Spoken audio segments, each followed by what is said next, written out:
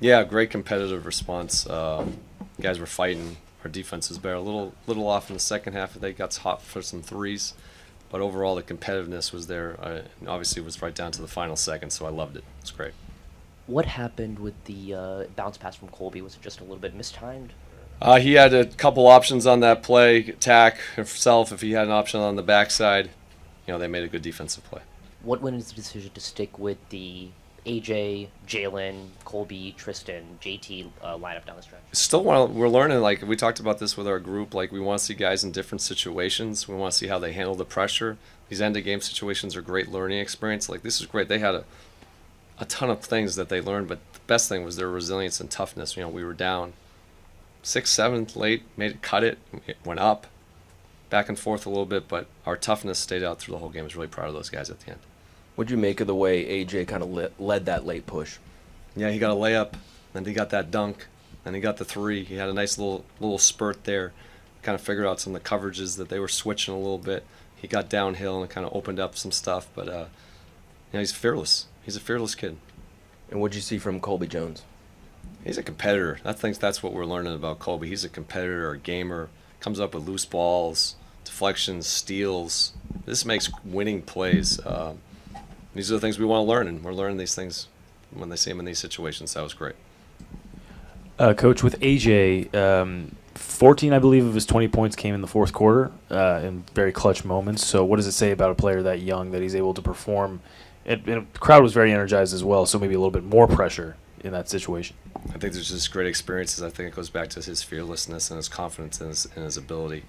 We told him to be aggressive. We put the ball in his hands, make the decisions, and he made great decisions down the stretch. I loved his aggressiveness. That was really impressive. That 1-3 that was hit by, I believe it was Keon Johnson there late. I think Drew Timme hit two players with a screen there. How important was that play for the decision? I mean, there was multiple plays there at the end, and that was a big shot. But we got it back. We went up one. They got the layup. So this almost seemed like whoever was going to have the ball last. We just didn't make the last play at the end, but I thought we executed okay. For AJ and Colby, as guys who are going to have the ball a lot, what kinds of things do you want them taking away from late game situations like this, especially for someone like Colby who struggled at the end there? I just think it was, these are growing things. Like, I was actually really impressed how they handled that. They got us the lead. They got us back in the game. It's not always going to go your way. You can learn from these things, but the fact that they get to be in these situations, really invaluable for them in their careers.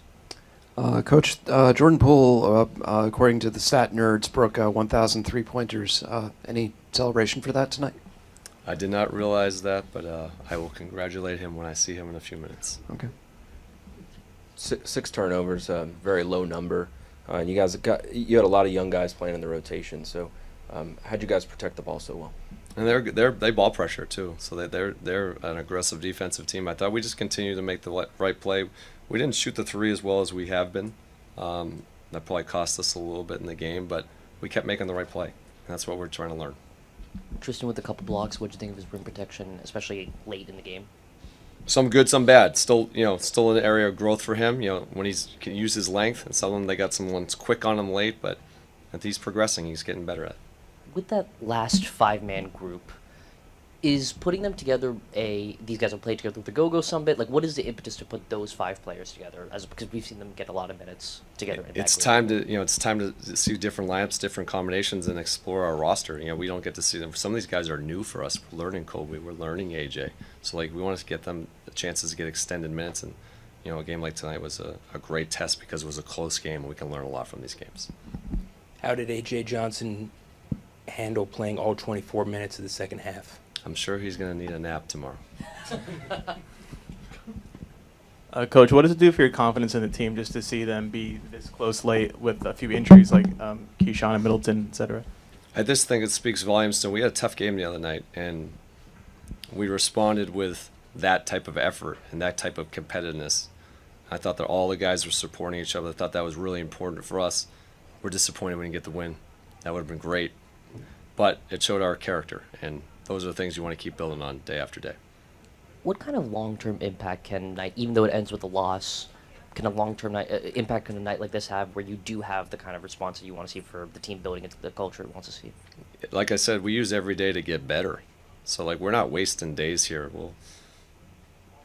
how can we take advantage of our time? We got 8 now, I think. How can we get better at our next practice, our next shoot around? So like we take everything very intentional because we're starting to build habits that are going to lead to consistent winning. That's our biggest thing. So how do you do that? You keep working, you keep growing, keep challenging each other to hold to a standard. Tonight we bounced back with a better effort defensively, physically, doing some things. Now we got another game Monday. Let's get better there. Coach, Marcus Smart, 7 minutes. How does he respond to limited playing time in favor of development of some of the young players? Hey, they all want to play. Like, they're all competitors. But the one thing you'll always notice with Marcus, he's the first guy talking to everybody in every timeout. He's talking to the guys' coverages, things he's seeing. So even though he wants to be on the court, he's still out there supporting his teammates, talking to them through things, teaching them. It's invaluable to have a guy like him on the roster. Yeah, I would just say, like, I was trying to win the game, I was really excited to just go out there and just compete and just win the game, That big three that you hit about, like 30 seconds left, something like that. Big shot, the crowd was very into it. How do you explain staying so even keel and calm during big tense moments like that? I would just say it was something I was kind of like, born with. Like, ever since I started playing basketball, I always kind of had that, like, composure about myself of just, like, being calm. But I was definitely really excited, just having my teammates being super lit and excited and, like, all the fans and stuff. Like, it was definitely super fun. Have you had an experience quite like that before with this type of environment? I don't think so. Like, I've had some type of good game, like big games in high school and stuff, but I don't think it's nothing like that, honestly. What was that like? I mean, just having a lot of people cheering for you. Yeah, no, like I said, it's super fun. Like, having your teammates and, like, the fans and stuff getting super into it and, like, super excited. And, like, yeah, I don't think I experienced something like that before. You, Colby, JT, Jalen, and Tristan have played a lot together of late. What are you learning about what that 5-man group can do? Yeah, no, I think that we're really competitive, like, we really go out there and we don't just try to, like, just toss up the ball and just, like, see who scores the most. I feel like we really, like, try to do the right things and play hard and, go get the win and, like, What do you think you've shown in these games that you've played since the trade? I would think just, like, energy, putting in energy, effort, competing, every time I step on the court and just making plays for myself, for others, and just, I feel like I just bring a spark to the team that, like, we already have so much, like, sparks on our team, so that's another one to add for sure. How tough was it to play all 24 minutes of the second half? I mean, it was all right, honestly. It wasn't as bad as I thought I would have been, honestly. Like, I thought I would definitely have been more tired, but I feel like I'm starting to get a lot more adjusted. Did the energy from the crowd help give you a little adrenaline to... Yeah, I would say so, too, yeah. Just, playing in the crunch time and stuff like that, I feel like gives you extra boost and stuff like that, for sure. What players have you kind of looked up to over the years that have maybe influenced your game or that you've modeled your game after? Yeah, I watched a lot of Shea when I was in high school, 𝗙𝗢𝗪, I watched Kyrie and stuff growing up, of course, Kevin Durant, a lot of players, honestly. Do you feel like what you've shown in these last 15 or so games, you've earned a rotation spot with the Wizards next season? I mean, I don't want to really say too much, but I, of course, feel like I can be in any rotation on any team in the NBA, especially next season. The grind that I'm about to have this summer and stuff like that. I feel like I'm gonna come back different. So I really feel like I can for sure be in rotation. AJ, have you thought about your goals this summer? Just maybe the top 3 things you want to work on. I'd probably just say, like, strength for sure, putting on weight, shooting, film, just studying the game, learning, more, because it's just like I played like somewhat of a season, and now I get to go and just like reflect on it and just like work on the things that I'm gonna see, during the season. But yeah. How gratifying is it to seize the opportunity that you've been waiting so long for? No, it feels good for sure. It's definitely a blessing, and I'm just excited. You're still so young. Do you ever get nervous going into games or playing against superstars? I wouldn't call it nervous, but I get like maybe sometimes overly excited. I want to do really good and stuff like that. But I've been learning to just more of just letting things come to me and just flow and just focus on just competing, and getting the win, and then just letting everything else take care of itself. What do you think your highest ceiling is in the league, and what do you have to do to get to that point? My highest ceiling, like, what do you mean, like, of what? Just like your potential. Oh yeah, no, I believe I can be a superstar, 100% in this league, and I just gotta, work my tail off every day. Honestly, it's gonna take an everyday grind, doing all the little things, what I eat, what I watch, how I work and stuff like that is all gonna play into it. But yeah, definitely. For your reverse slam in the fourth quarter, you had a really nice up and under layup. Have you been working on your finishing? That's something that we for sure work out every day, for sure. Have you thought about how far you've come in your journey so far, just over the last few years? Yeah, no, definitely. Yeah, no, being here, like getting minutes in the NBA and stuff like that, competing versus high-level players is definitely giving me a lot of time to reflect and just see how far I've came and stuff like that. How my journey, hasn't been the easiest, but I just began to just stay focused and just kept going. So I definitely took some time to reflect. Definitely a blessing. Just trying to get the best shot possible. Honestly, just trying to win the game, close the game out.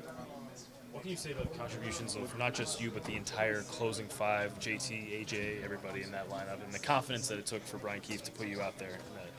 I feel like everyone that was on the court at the end of the game, we were all ready for the moment.